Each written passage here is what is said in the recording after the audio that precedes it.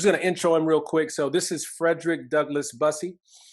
He's a speaker, author, and an executive leadership coach. He's author of the book Breaking Orbit, Rip Out of the Regular by Unearthing the Power Within.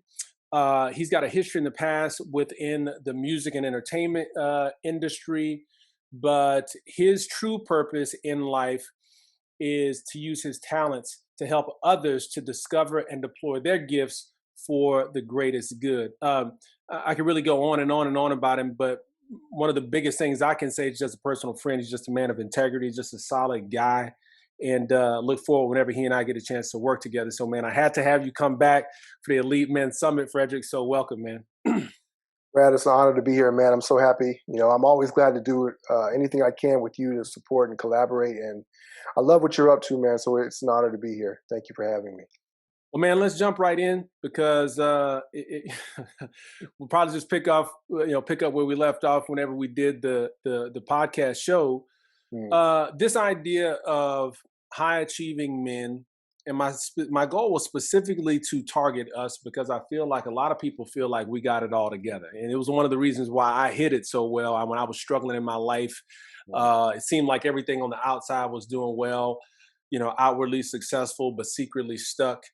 Why do you feel like this topic is so important? Because it's killing men. It's crazy because we don't talk about it, but the more I work with men and the more I realize how toxic it is for us to hold this stuff in and to be so out of balance, Yep. And our understanding of what balance is an illusion. It's a fallacy. It's a myth, right? If you've ever seen a circus and the person walking on the ball, right? And they're balancing, and the balancing act, people think of it as, well, you're just perfectly balanced, right? And they're looking at the stick that the person is holding and it's level.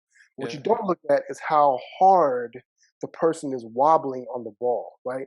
So balancing is actually an act of falling and catching yourself perpetually, right?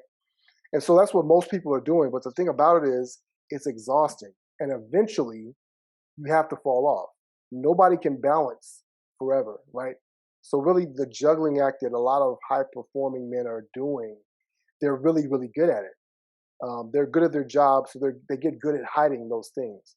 Yeah. But it shows up because the higher you're performing, the higher the stress level, right? The higher the expectations, the higher the anxiety, and what's that risk if you fail. And a lot of it is in our heads as well, but because we're internalizing that, where does all the damage go? It goes inside, right? And so, but what's inside comes out. And so it tends to spill out onto the people that we care about the most. The ones that we think we're protecting are the ones that actually receive the most damage. And because we're not aware of it, because we're not talking about it, because we're not articulating and dealing with it, then the challenge becomes, how do you actually protect those people that you think you're protecting by actually being more transparent, by actually working through those issues to be able to find what really matters and prioritize the right things. So we were talking about this recently. You're working with another one of the people who's on the summit, Myron Edmonds. Yes. Fantastic guy. You guys are working on something called the Winning Circle, which I'm sure he'll talk about on his interview. And you guys are coaching some men. What are some of the things that you're seeing that men are struggling with? This outward facade, you know what I'm saying? And some of it isn't a facade. They are successful, but behind the scenes, when you pull back the curtain, what are you seeing that we as men are struggling with? Yeah, I mean, you name it, right? Addictions of every kind, whether it's sexual addiction, whether it's some addiction to substance abuse. It can be everything from cocaine to alcohol. You've got the fact that their marriages are suffering, falling apart. You got men that are making good money, but they are unable to connect with their wives. Their wives feel that they're not even there. Their communication is non-existent. Their kids don't really know who they are. And then there's a lot of stuff that they're battling internally as well. So there's stress fractures that are appearing in every corner of their lives. And eventually, it can even show up in their business. Like even though they're successful, maybe in their career or their business, um, there are factors that are there underlying. I mean, how many times have we heard the story about a high-powered executive who goes down for some sort of sexual misconduct or something like that, right? Because there is this feeling that if we're succeeding in this one particular area, it makes us Yes. invincible to everything Yes. else. Yes. And Yes. so you, because you have that air of invincibility in your mind, you never deal with the things that are really cracking your foundation. And when that happens, then you're gonna take that tumble. It's inevitable. So yeah, I see it in a lot of different ways. How do we get here, man? Because I can remember when I was at my lowest of the low, and I'm making poor decisions as a husband. Mm, I'm, my friends knew me as a man of faith, but I'm just about the furthest I've been away in terms of my relationship with God. mm, Uh, you know, Even though I'm making good money, I'm making bad decisions with money. mm, And I just remember thinking, looking in the mirror saying, man, I'm the most unfulfilled than I've ever been. mm. And asking, like, how in the world, how in the world did I get here? You know what I'm saying? Like, Yeah, how do we get yeah. here? Well, I think it's two major ways. One of it has to deal with upbringing, and the other one has to deal with our perception of what it means to be successful. Mm, Um, it's interesting because, well, let me deal with the upbringing first. We're yeah, programmed to believe as men that being strong, that being successful means that you handle it all, you never let them see you sweat, and that you never tell anybody about your vulnerabilities. Because if you become vulnerable to somebody, it makes you weak, right? mm, And so the things that we do, this hero syndrome that we develop, we put on the superhero cape and costume, and we ride around flexing our muscles and things like that, and we don't even let our wives know. And so the crazy thing is that even the women in our lives believe that if we show vulnerability or weak, even though intrinsically, innately, they know that if we are vulnerable, it kind of connects us. It makes us more intimate sure, because it makes us more relatable, more human, and we actually are able to allow them to show up in our lives in the way that they need to be able to do.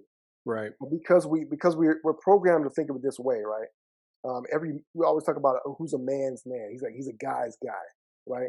He's a hard driving, hard drinking, fast driving, cussing, powerful beard, everything.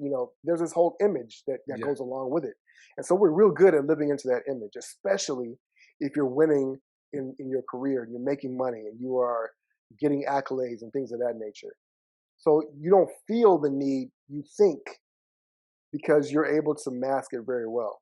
But the other part of it is the understanding about what success means. It's interesting. I was talking to a client yesterday, and so he's had an incredible year. So his business has been growing as an entrepreneur, and his business has been growing by leaps and bounds. And he's had a number of career successes. I'll tell you. So he's a music producer, right? okay, And so he had a string of successes recently. We had three number one albums all in the same week. wow, Came out of nowhere, right? So it's huge artists, huge, huge artists. If I told you who they are, you would instantly know who they are. wow, And so coming off those successes, it led him to sign a deal, six-figure deal, $250,000 or something like that, in his pocket. And he was talking to me because he said, man, I just thought it would feel different, mm, you know? And I asked him, I said, what are you feeling? He said, I don't feel anything at all. wow, And so there is this, and I've known him for a while. And so the conversations that you have when you're dreaming, right? One day I'm going to be here and it's going to feel amazing. One day I'm going to do this, it's going to be great. We have our vision boards and we have our dreams and we have, the Instagram uh, accounts that we follow with the jet and the Rolls Royce and all these different things. And so we're like, yeah, when I get that, I'm gonna be the man. And we imagine ourselves following these guys that we see that are these superheroes to us. And then we imagine when we get there, it's going to be great. And then we achieve those things, and it's not. It Mm, doesn't have the impact that we thought we had. And so you end up chasing the high that you imagined mm. instead of the fulfillment that you really need. Ooh, we. So when you're doing that, when you're going through that process and you hit that mountaintop and it's not the exhilaration that you thought it would feel, and it can play yourself out in any manner of your life. For instance, I'll give the example like if you're a guy that loves women, right? The high is chasing them. Yep. But once you have them, it goes away. Why? Because you had it. Because nothing can ever measure up to what it is in your mind. Mm, She's never going to feel as good. She's never going to sound as good. Even if she does, it can never imagine. It can never match up to it again because now you've already had it, right? And so a lot of us are chasing those things. And the thing that you have to understand is that we're meant to do that in a way. We're designed to pursue. We're designed to imagine, to create, to build. But if you place too much credence on the goal and not enough credence on the journey, mm, then you actually lose out on the most valuable, enjoyable part, right? mm. And sometimes, strangely enough, as high as we can set the bar, sometimes we still set the bar too low. Right. Right. And so the reason why it doesn't have the impact is because the bar wasn't high enough for actually to push us to become something better, to be more fulfilled and more meaningful. And oftentimes when I talk about the bar being low, it's not about a certain dollar amount or certain accolades. It's about what is the actual impact, the meaning of achieving this goal, right? So you may set a goal that feels like, well, if I do this, this will mean that I am this type of person, this type of man, right? Right. But the goal doesn't mean that, right? Mm, One of my mentors, Rich Lippens, he defines a goal as a place to come from, not a thing to get to, right? So if you are coming from this place that I am going to be this type of man that can accomplish this sort of thing, if I'm going to be this type of man that has this sort of impact, then it changes the reasons, it changes the why, it changes the process, the journey. Because now I don't have to become this, I don't have to do this thing to become this man.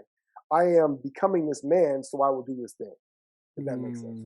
Yeah, yeah, yeah, yeah, yeah, yeah, yeah. And I've seen myself. This has happened in me. I mean, even in just recent past, man, over the last few weeks, finding myself defining my identity based on what I've done or the successes that I've had. Instead of saying, I mean, I'm the win or the loss or whatever doesn't define me. Um, I'm great anyway. I'm just going after this thing.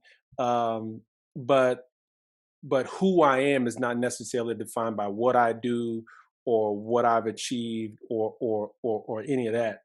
Because once you get it, like you said, it's never the deal. But I'm curious because you talked about, a poor definition of success. Mhm. How do you define success, Frederick? Simply, success is walking in your gift. It's Mm, doing the thing that you were created to do, right? Um, I like to call it closing the gap between who you are and who you're created to be, mm, and that is a ever closing gap. There's a story of that Ed Milet tells. I think it's Ed Milet. He tells a story about how there was a man who he has this dream that he's on his deathbed and he's talking to God, right?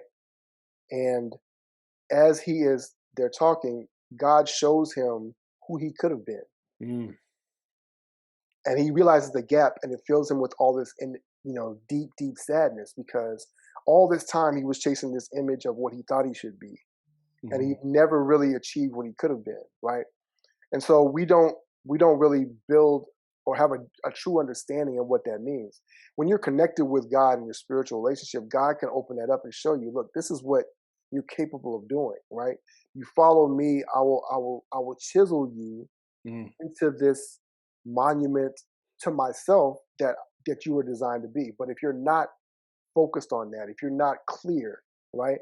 And if you're pursuing somebody else's definition of success or the definition of success that you think other people will value you at, then you are going to keep chasing hollow victories. So redefining that, and let me talk about the walking in your gift piece. So you talked about my book, and my book is about how you can discover your gift, your capacity to create the impact that you were designed to create in the world. We're all created with that gift, that impact. You don't have to you don't have to achieve certain things to earn the right to be what you were created to be. Mm. So a Say that bird again. doesn't. We gotta hold on because see, I don't want to gloss over this, man. I mean, real talk. I mean,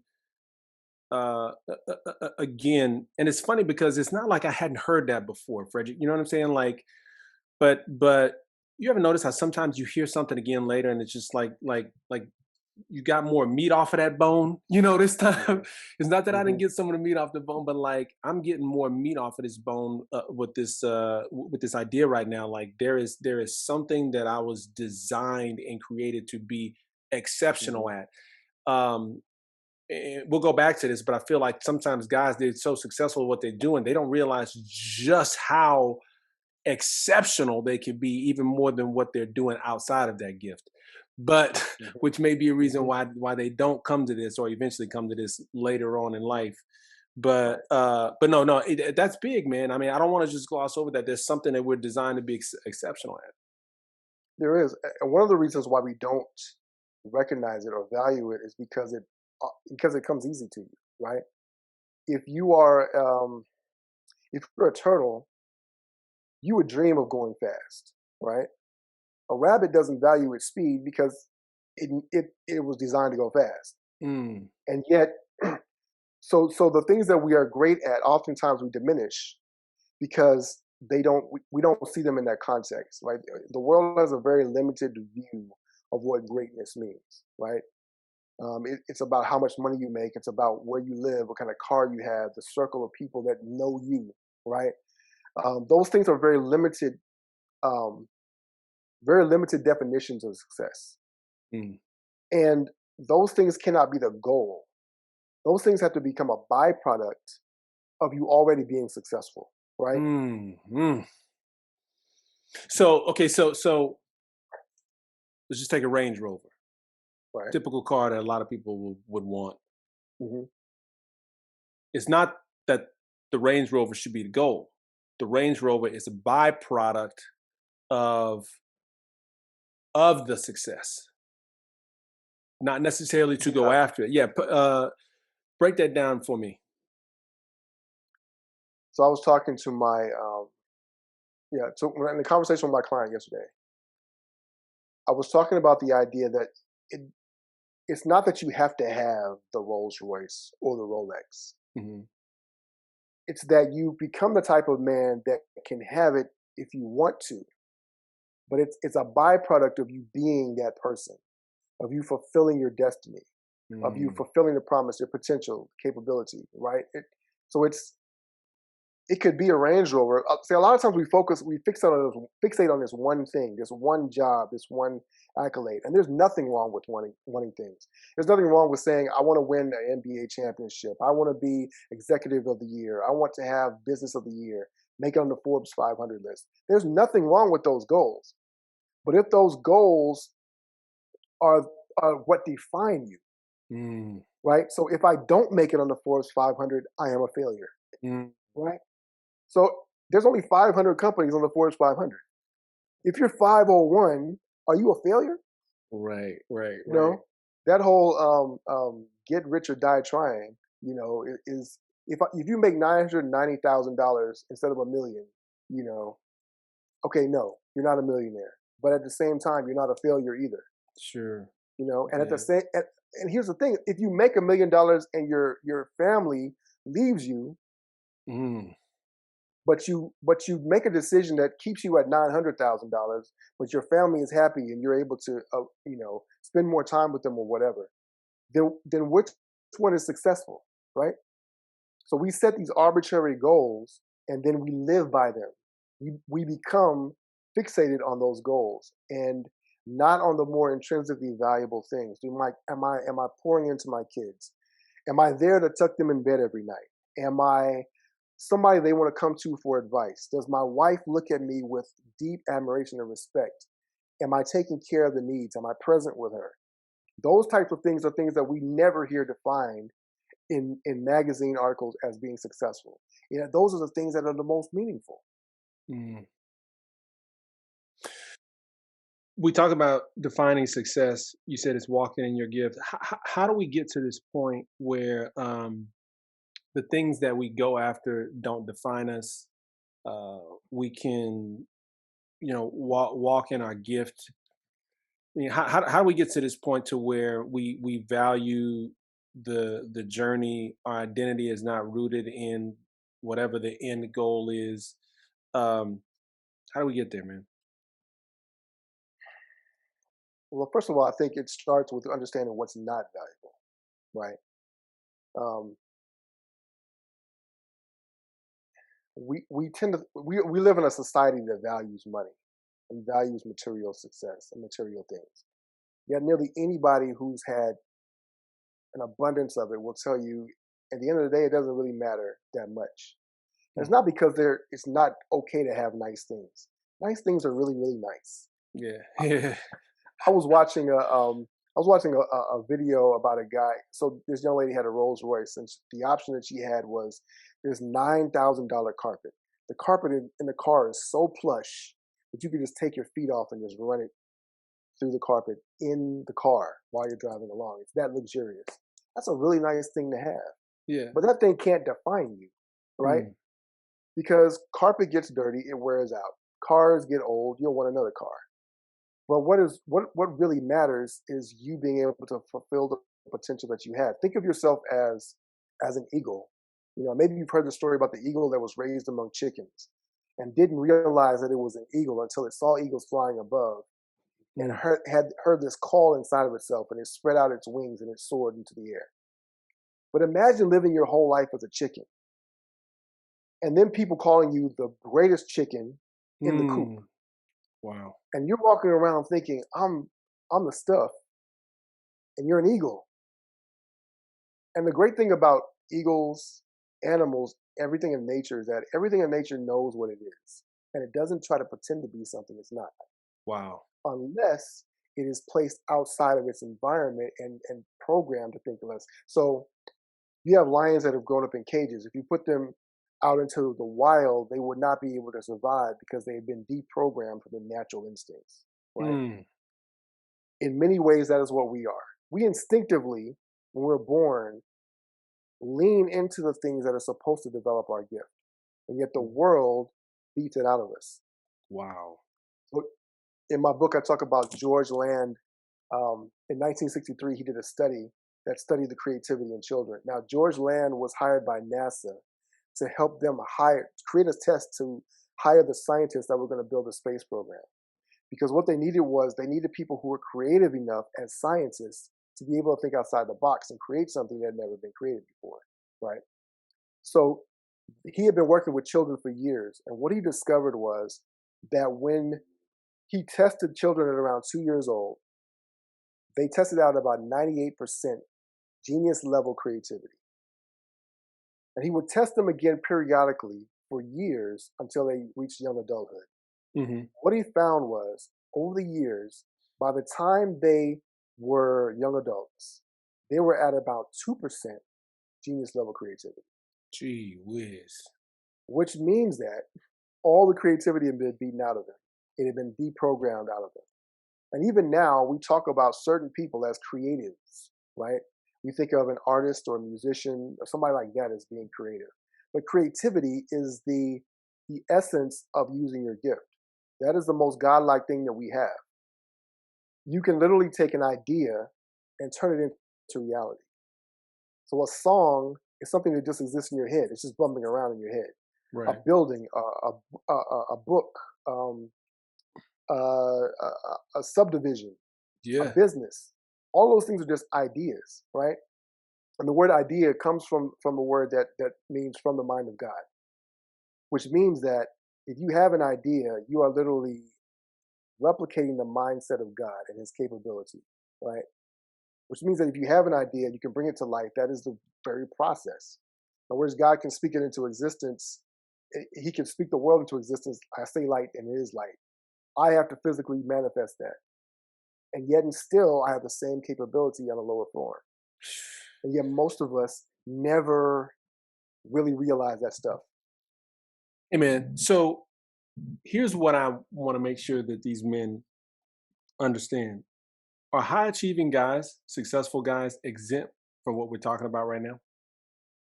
Because Absolutely not. because I want to make sure that some of the guys are like, well, he's not really talking about me, right? Because like I'm winning in this one area, in this one area of life, or like I've been successful in business, but this doesn't. But again, it's one of these situations where you could be the biggest chicken, and you're the eagle.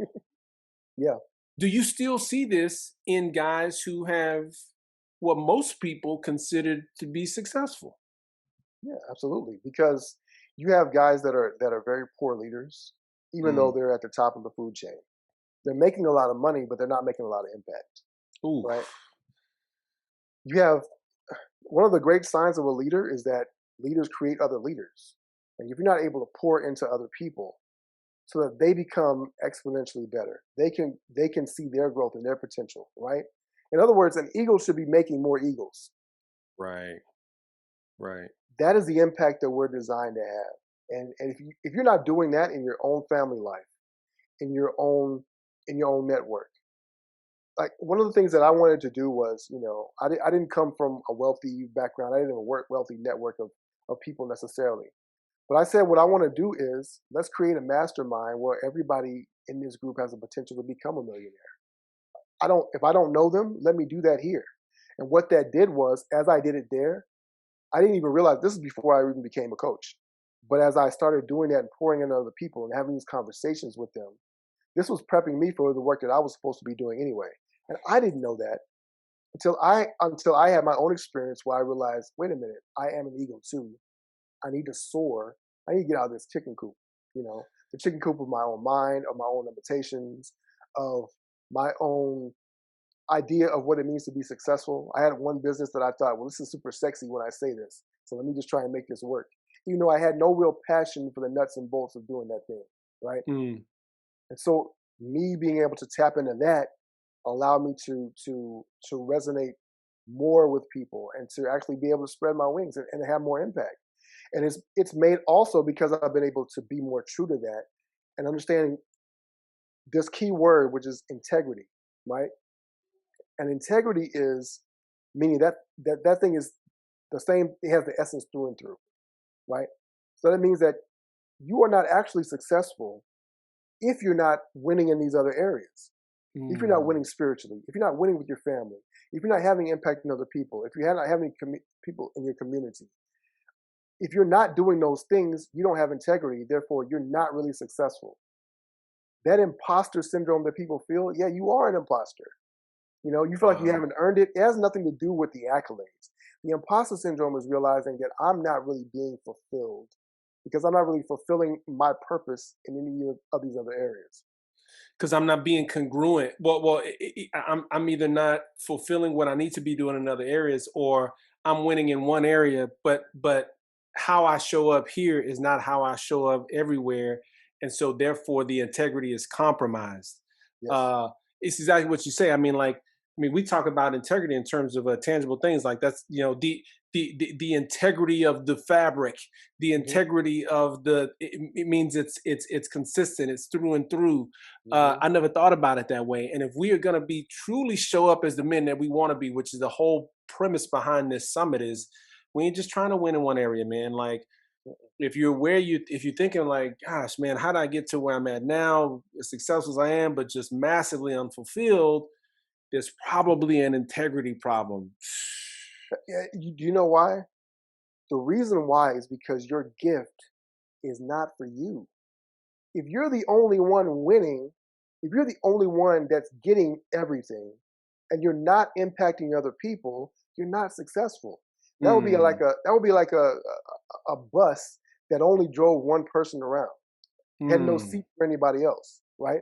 just the bus driver. Yeah, I was about to say, yeah, it's not, they ain't even driving anybody else in the bus. It's just a bus driver driving around saying, "I'm doing what I'm winning." I'm winning. I'm the greatest bus driver in the world, and yet you never take anybody else along for the ride. So, in essence, the definition of success in terms of walking in your gift, it's also an integrity piece to it in terms of being able to also do these things in other areas of life. But it sounds like from what you're telling me is that that gift is a key piece to the success. Why Hmm. do we not go after it? I know you mentioned, you said, we gloss over it because it's so easy for us. Like the hair is so fast, he doesn't even, it's not maybe he doesn't honor it. I mean, Mm.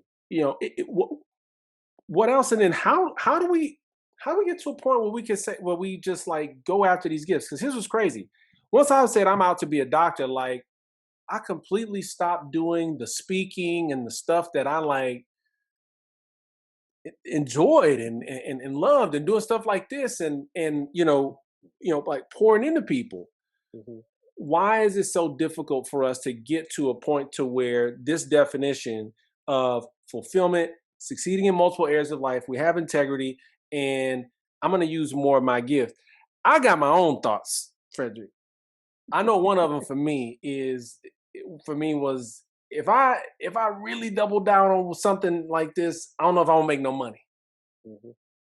Hmm. But what do you think? Why is it difficult for us to dive in on this area of like my giftedness, and let me win in multiple areas, spend time with the wife, kids, and be the man that we want to be, and just instead just keep going after the poison that's killing us? A part of it is because the way that our society has been built, and really every society, as far back as I can think, is that we've had to grind to eat and to live, right? And so there are some people that are at the top, and it seems like it's so easy for them. And everybody else is kind of at the bottom. Like in reality, America is an anomaly. In Hmm. most cultures, there are extremely wealthy people, and everybody else is poor. And there's Hmm. a few people that are you would maybe consider middle class, right? And so America's an anomaly like that. But we're seeing this shift in income inequality that you're getting that separation again, right? And that's because through the history of the world, there has never really been a middle class. So that pressure to survive means that parents teach their children to survive, Hmm. not to thrive.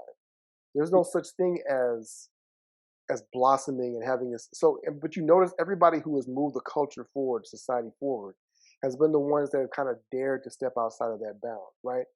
So you have doctors. There are lots of really, really good doctors, but then there are those who said, "But I want to cure this disease, Hmm. right? I want to apply my particular gift in intense study of this area so I can solve this problem for the world." And we owe, so much to those who come before and those even now who are stepping outside of that. But we all have that calling. We all have that gift. And the world would be a much better place. It was designed to be a better place because God did put a gift inside of every person. But because we don't recognize that, because we don't value it, we don't teach it. And because we don't teach it, people never discover it for themselves unless they have so much rebellion in them that they're forced to figure it out in Yeah. order to survive, right? And the crazy thing about your gift is that because it's for everyone else, when you use it to benefit others, it sets you apart.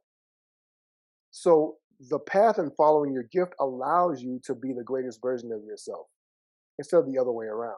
Well, let Hmm. me just find these things that I can do, these accomplishments that will make me into something. You already are something. You need to be that, and when you be that, let me. I always interrupt myself, but let me. Let me. No. There's a text in the Bible that says a man's gift will make room for him, right? Hmm. And you've heard it said that people they feel lost or I'm not sure where I belong, Hmm. right? But when you discover your gift, you understand that wherever I am, I belong because my gift makes room for me. Mm, mm. Your gift is your place in the world. So all you have to do is walk in your gift, and wherever you go, your gift makes room for you. It creates your identity is already tapped into that. So you don't have to worry about becoming something. Just be what you are, and you will attract everything that you need. You will provide for everyone that you need to provide for. It's an amazing thing, but it's a powerful thing that once you really connect to it, it changes the world for you. No, man, I'm seeing it because you're saying, dude, if we don't really understand who we are, who we were made to be, and the gifts that we have, we're gonna follow a false sense of who we are. And then Hmm. what happens is now we start chasing the thing that we were never built to chase, all for the wrong reasons.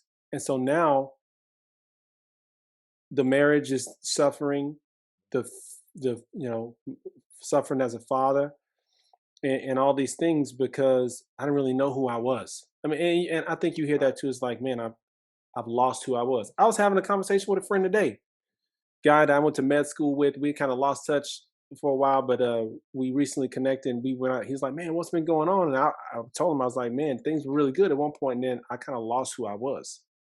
like, like I Mm. lost who I was, and I was having a conversation with someone the other day, man. It's and I only say this to hopefully inspire others, certainly not to for no reason to brag. I mean, I'm just in a fulfilled place right now in my life that I've never been this fulfilled. And I want Mm. other people to experience the exact same thing. You know what I mean? Um, Mhm. and I can honestly say that I'm not making as much money as I was whenever I was the most unfulfilled as I was, Frederick. Matter of fact, that was when I was the most unfulfilled. Uh, but I And was the I only know, I know you're interviewing me, but tell why. Describe what that was like. How did that feel, and why was it so unfulfilling for you? man. It was.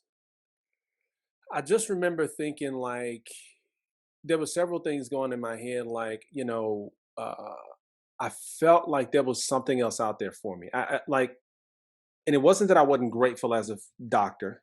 It wasn't that I wasn't grateful as a business owner and the things that I had achieved because I didn't come from doctors, lawyers, man. I mean, my dad was a bus driver, mom. I mean, very similar. We didn't come from money, so it's not that I wasn't grateful, but it's like I got to where I was, man, working as one of the assistant team physicians for an NBA basketball team who had just won the national, I mean, the championship the year before. So I'm coming on that and all of this stuff, and like I'm just like, there's something else out there for me. But at the same time, I'm out on these streets. I'm making a poor decision. I'm not showing up like the husband I Mm. needed to be. My kids, I'm looking at myself in the mirror being like, I'm the worst father ever. I could never have my son look at me. And it's hard for me to look at my son in the mirror because I don't want him to be like me. And I remember, and I want to get your opinion on this. I couldn't start getting clarity on my gift and the things that you're talking about until I don't know. I saw value in kind of cleaning things up. I don't even know how to how to describe it. Like, because I never really thought about a certain impact that I would have on the world until I started getting to that point to where I was unfulfilled.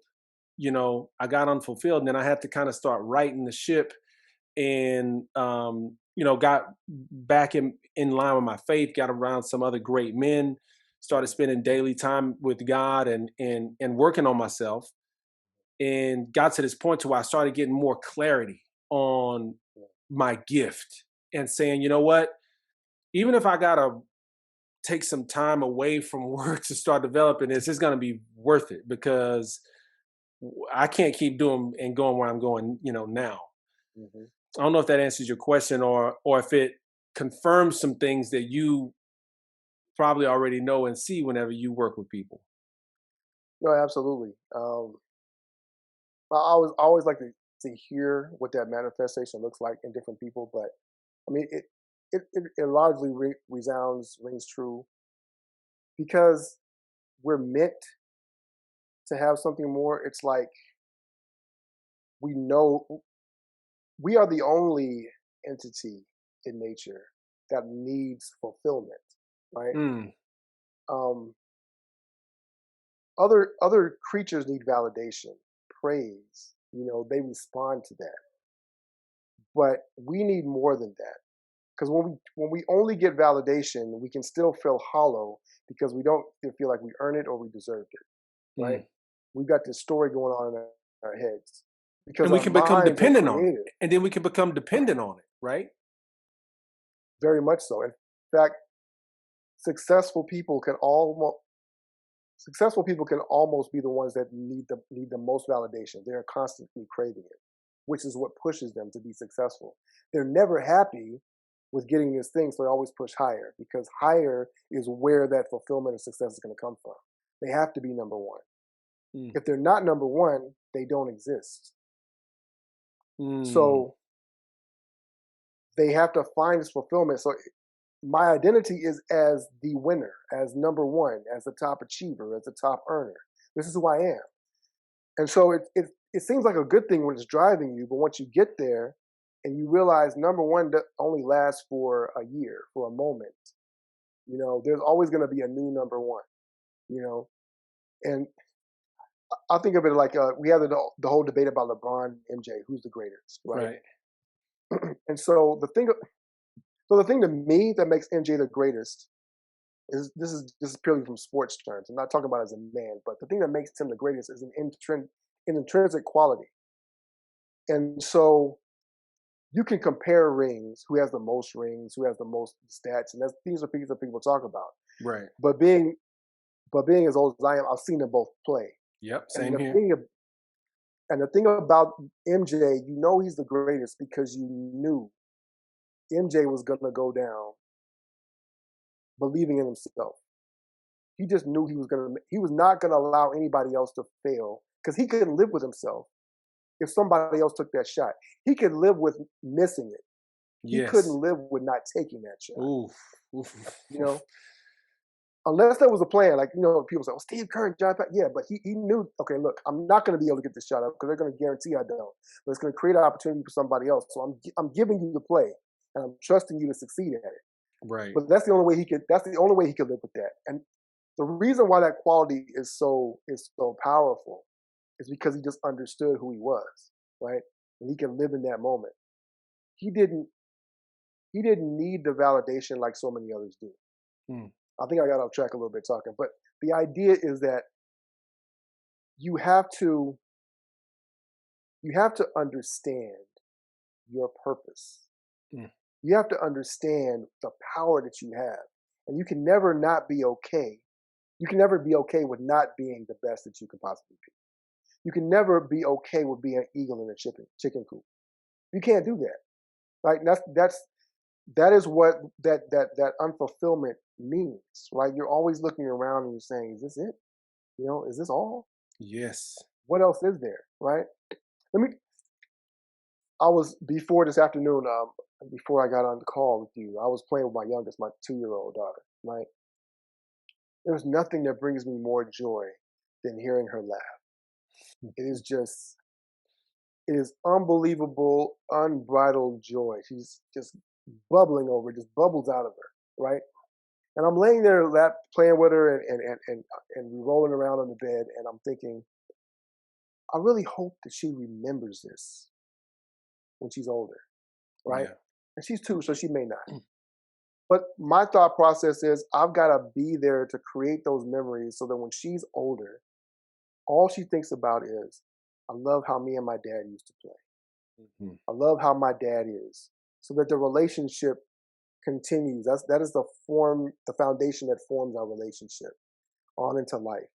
And as she's looking for a husband and a father, a husband and other relationships that are positive in her life, I can form that foundation, which means that I got to do the things, I have to be in integrity, right? Mm.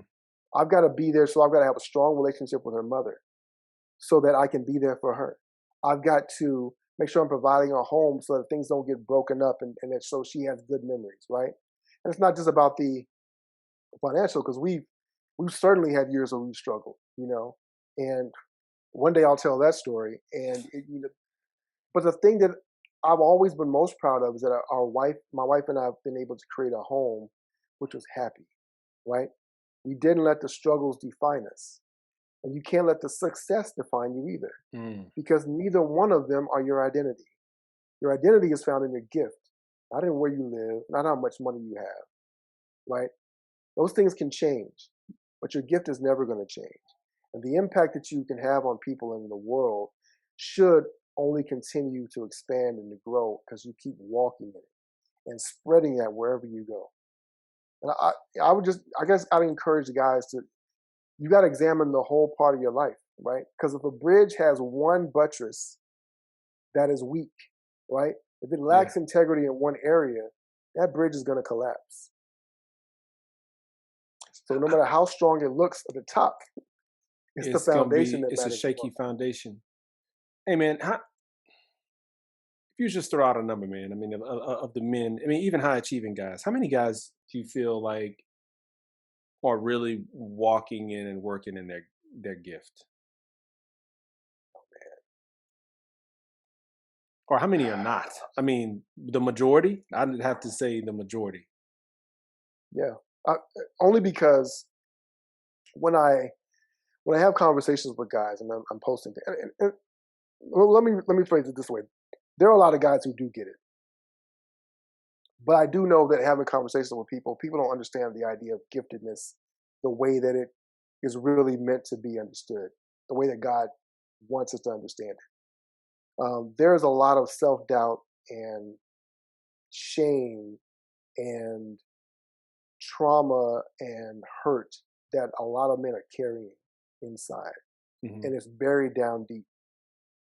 And so, even if they're trying in these different areas, they're failing because they don't have a way to get that off, right? They don't know where to put that hurt. They don't know what to do. And it's coming out. It's coming out in the arguments you have with your wife. It's coming out in the distance that you feel between yourself and your kids. It's coming out with the stress that you have at your job. It's coming out in multiple ways. It's coming out in your health, you know. So it's coming out, but you need to learn how to expend it in the proper way, or else it's going to kill you Mm. slowly or quickly. It's going to kill you. And so there are more and more men that are waking up to the fact that they need help. They need some sort of support system, some sort of information and guidance and direction to be able to feel more fulfilled in everything they're doing. And this is at every level, but especially for successful men, high performing guys, it's easy to look out in the driveway at what you're driving. It's easy to put that key in the door of your house. It's easy to look at your bank account and let that be the soothing mechanism to Mm. gloss over everything else, Or the right? validation. Yeah. Yeah, yeah. I mean, you look at the accolades and everybody, because what people will tell you, people look at your highlight reel. You Yeah. can run that highlight reel, and people are like, "Oh yeah, he's out here killing it," right? They don't know that even though you threw the touchdown, at home, you're 0 for 20. You know, Mm. How your can wife, your wife is, Yeah, yeah, yeah, publicly successful, and I've heard guys say this on this summit, publicly successful, but a private failure kind of thing, which yeah. again is a reflection of a lack of integrity. Um, how can guys start to develop their gift? Just a few pointers. I know So in my that's a book, I give loaded question. That's a lot, right? there are 3 laws to giftedness, Okay. and if you can, at its core, if you can get these 3 laws down, it will change everything for you. You can expand on it, grow, but if you get these 3 laws, it will change everything. The first thing is to realize God created everyone with a gift. Law number 2, every gift has a purpose. And number 3 is my favorite law. No gift can fail. It's a Mm, purpose for which it was created. So law number one, everyone was created with a gift. Law number two, every gift has a purpose. Law number three, no gift can fail. Birds always fly. Wind always blows. Water always flows. The sun always shines. Everything in nature was created with a purpose. Mm. Why do we think that we weren't? The sun never fails to shine. You will not fail at your gift. Man, Frederick, I can. First of all, I'm getting coached right now, which first of all, I'm grateful for. I got, I'm over here writing and taking some notes because, just when you think you kind of have some understanding about things, particularly as I'm thinking about my gifts and stuff like that, it's always reassuring to hear, particularly when you start talking about laws and principles, right? Because you start second guessing sometimes. It's like, man, am I going to win? Like, but if you truly working in the things that you have a gift for, uh, there's an inevitability to it. If it, I mean, there's just an inevitability to it. The bird, even though it's just born and can't fly right now, there's an inevitability to it if he knows why he's created. He's created for a purpose. So that is extremely Yeah. reassuring. Last question, and then you got a guy, man, that's in a place where he's probably like either thinking, I just don't know how I'm gonna change. Like I'm this outwardly successful guy, but I'm secretly stuck. Um, Give him one thing that he can do just to start getting in the, moving in the right direction. I would say start serving. Like Mm, one of the keys that I have to find. There's 9 keys in the book that talk about discovering your gift. But one of those keys is talking about what are your pet peeves? What are the problems that you notice in the world? Right. A lot of times we notice those problems because we're designed to fix them. Right. And we have a particular way of doing that. But if you stop focusing on yourself and start focusing on how can I serve somebody else? How can I change their life? If there was one thing I could do that could change their life forever, not fix everything, yeah. but change their life forever, what could I do? Mm, Right? You walk around every day waking up with that mentality. Say, I'm going to change somebody's life today in some small way, right? And maybe you're asking God, how can you use me to change somebody's life? Because that's what we're meant to do, right? It can be a small act, but the impact can be huge. mm. And so don't dream small, dream big. I want to change somebody's life. I want their life to never be the same after I'm able to use my gift to help them. Mm. And It's then so let God work through you. it's so funny, yeah, because I did a video recently that I posted talking about if you're stuck, go serve. And if I'm saying the same thing that Fredrick Bussey is saying, I must be going the right direction. Thank Well, you said it you. first. So Well, I said it first, but that as you said it, I was like, I must be doing something right, no doubt. Man, I appreciate you so much, man. You are literally one of the most thoughtful and introspective people that I know, man. I mean, like seriously. Um, and I can tell. I was talking to somebody about this earlier. I just don't think as men we sit down and think enough. I don't think we sit down and just think about things, think about what we think about. And I know you do that. Like I can tell you do that. You have a framework for how life goes, for how life is. And I'm sure it just continues to get deeper every day as find new things and reveal new things, but you're a thought leader. And so I appreciate you, man. no, I appreciate you, man. I appreciate the work that you're doing and the opportunity to come and share um, anytime. I, I think that if anything, I just want men to know that there's more for us. Yeah. I know that's where your heart is, and I appreciate the fact that you are pouring into men. And the world, the world needs this because we were created with a purpose. Men have a role in the society, in our families, in our marriages, and we have to live out that thing. And when we don't, we see the Me Too movement. We see toxic masculinity. We see injustice. We see wars. We see disease, right? And so the answers to those things is that God is working through us to be able to heal our families, our communities, and to create the impact in exponential ways. And so, any way that I can work alongside you do that, I'm honored to do it.